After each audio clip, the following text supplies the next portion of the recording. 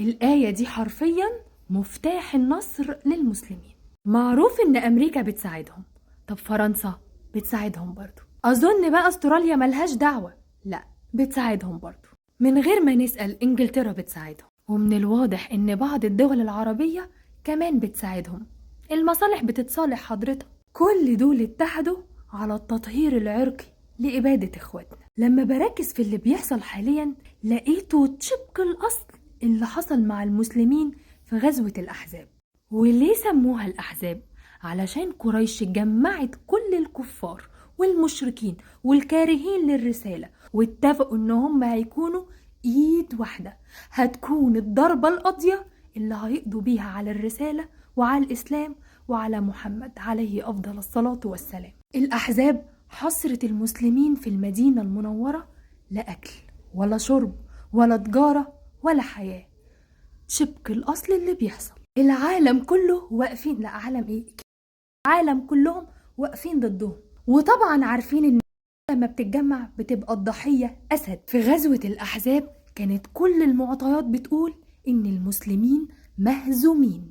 عدد أحزاب المشركين كانت 10 أضعاف المسلمين. شعور المسلمين بالإجهاد والتعب من قلة الأكل والمية، وتعب متواصل في حفر الخندق حوالين المدينة. وهنا المسلم لما بيعمل اللي عليه وبياخد بالأسباب، ربنا بيسنده، بيجيله دعم إلهي. بالورقة والقلم ما ينفعش، وما فيش حد عاقل هيقول المسلمين هينتصروا، لكن عند تدخل الله هناك أقوال أخرى. أنا عايزاكم تتمعنوا في سورة الأحزاب. يا أيها الذين آمنوا اذكروا نعمة الله عليكم إذ جاءتكم جنود فأرسلنا عليهم ريحا وجنودا لم تروها وكان الله بما تعملون بصيرا. الآية دي حرفيا مفتاح النصر للمسلمين.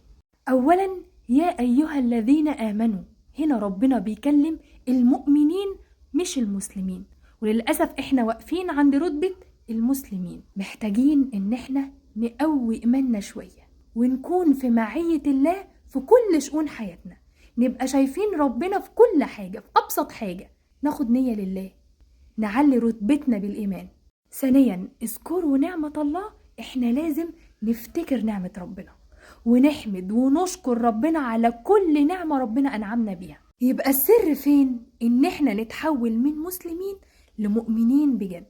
احنا دلوقتي عددنا 2 مليار مسلم، تقريبا منهم 30 أو 40 ألف مؤمن بجد، رجالة بجد. احنا عايزين كلنا نتحول نبقى مؤمنين كده، عشان هم دول اللي ربنا هيساندهم. لما العالم كله يبقى واقف ضدهم بكل قوتهم بكل جبروتهم، مش عارف ياخد حق ولا باطل منهم، عجيبة وغريبة. هنا التدخل الإلهي.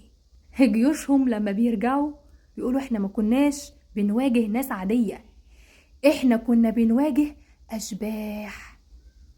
كلام ربنا بيتحقق وهيتحقق، بس فاضل دورنا احنا هنعمل ايه بقى؟ بناشد النهاردة يوم الحد، خلينا نتفق على يوم الخميس الجاي. يوم الخميس الجاي من الساعة 12 بالليل أو الساعة 2 بالليل اللي هو الثلث الأخير، عايزين كلنا نقعد نصلي، ندعي، نسبح، نذكر ربنا، نعمل كل ما، مش أنا اللي هقول، يا ريت لو الأزهر الشريف يناشد معايا الناس وينزل بيان بفتح الجوامع في اليوم ده، وكلنا ننزل وكلنا ندعي وكلنا نبقى ايد واحدة. متخيلين ان المسلمين كلهم متجمعين في وقت واحد بندعي ربنا كلنا في نفس الوقت ان ربنا يفرجها علينا وعلى اخواتنا؟ كبيرة وحلوة بجد. انا بناشد ان احنا نعمل وقفة مع الله يوم الخميس الجاي، وقفة مع الله يوم الخميس الجاي، كلنا نعمل صلاة قيام ليل.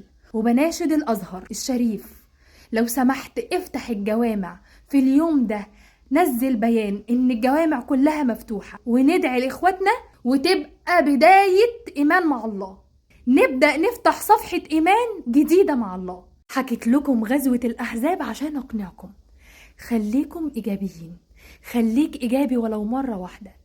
انشر المبادرة دي على أوسع نطاق، عرفها لكل مسلم.